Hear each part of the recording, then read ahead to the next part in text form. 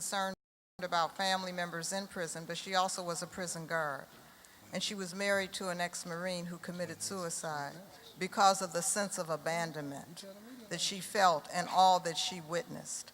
So we have some 1,100 pages of testimonies. We did hearings in 3 cities. Those hearings included people who were on the ground, who were victims, who spoke from positions where they saw the disempowerment of middle-class teachers, for example, by the way in which that situation turned into a disbandment and abandonment of the public school system and a reinvention of another kind of school system. We saw where there was a contract let, $1 million plus contract let to a group called Kenyan Funeral Home Directors from Texas, which is why the bodies were treated the way they were, because that contractor had no clue about the indigenous population and the transportation system and so forth in the streets and roads of New Orleans. We have testimony from black female physician who was the head physician in the VA hospital and talked about the disparate treatment that went on between the private hospitals and the public hospitals. So what we have done is to put all of that in a DVD that gives highlights of that testimony, but also word for word transcription of some 1,100 pages of those testimonies that were held in 3 cities. We also had the chief of FEMA and Red Cross and Senator Clinton at the time and Senator Obama at the time wrote the foreword to the public policy book that we did, which was a result and a synthesis of that.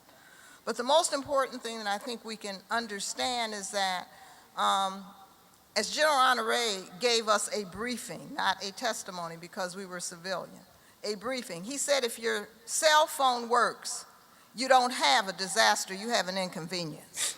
And so what you need to do is figure out what you're gonna do when it happens again, number one. And number two, you have to think about authority, who has authority to do what, how you're going to allocate resources, which is an extension of authority, and we've just talked a little bit about how disasters are triaged in terms of who's considered worth saving and who isn't, right? And the third thing is how do you prepare through a processes of collaboration? Right. And if we don't know what each other has to bring to the table, then it doesn't make any difference if we have it in isolation. Okay, well, I'm specifically interested in, especially when you just said who's worth saving and who is not. I ain't interested in the school teachers and nobody else. I want to know, what are we going to do about our 2.2 million brothers and sisters that's in these prisons? What kind of testimony did the guard give? Did they lead the brothers in there hollering and screaming in the cell while the waters rose on the first damn floor?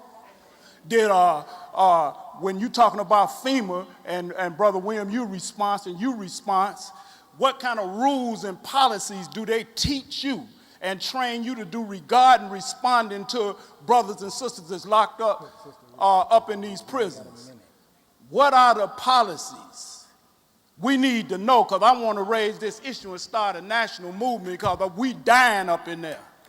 That's right. And the question is not just what are we going to do because they're in there when a disaster hits. The question is, why are they in there? So this whole they issue in there for, hey, mass, Dr. Carruthers, listen, I don't want to get into nothing with you. They in there for a whole host of reasons. I know. And mainly because this government set us up to be in there. That's my whole point. You know what I mean? Brother Abdullah, let her answer. Let her answer. Just like they leave all our people dead in the street and nobody bury them. I'm sorry, but this is serious. This ain't no damn joke. I understand. I want to know, what do the government say their policy is regarding the incarcerated? Do they leave them to die, or do they let them out?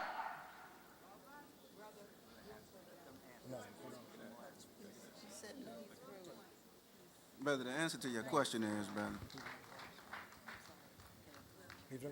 the answer to your question relies whether or not martial law has been imposed. If martial law has been imposed, then you're under military jurisdiction. So that's a whole nother piece of operations that you're dealing with, because now you're dealing with something that is that runs under what's called the Geneva Conventions.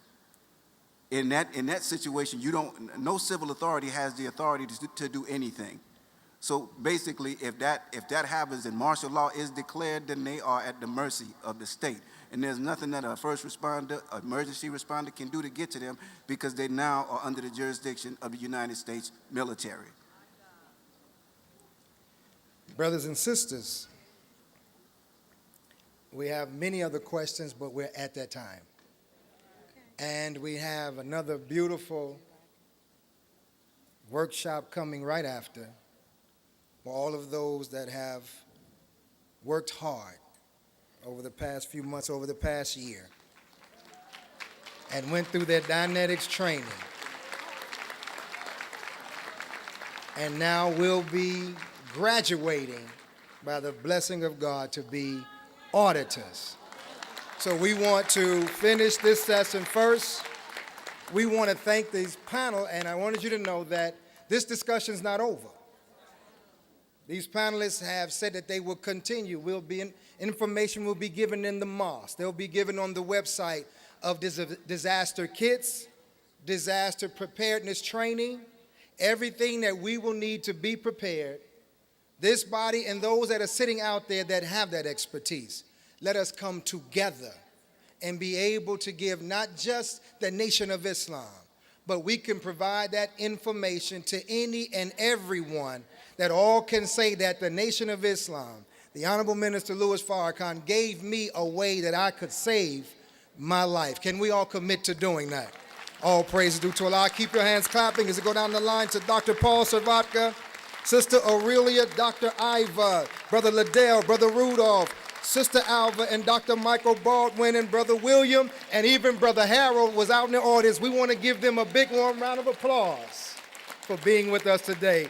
Please stay in your seat. We're going to move quickly into going into our graduation. So please, we're going to move quickly.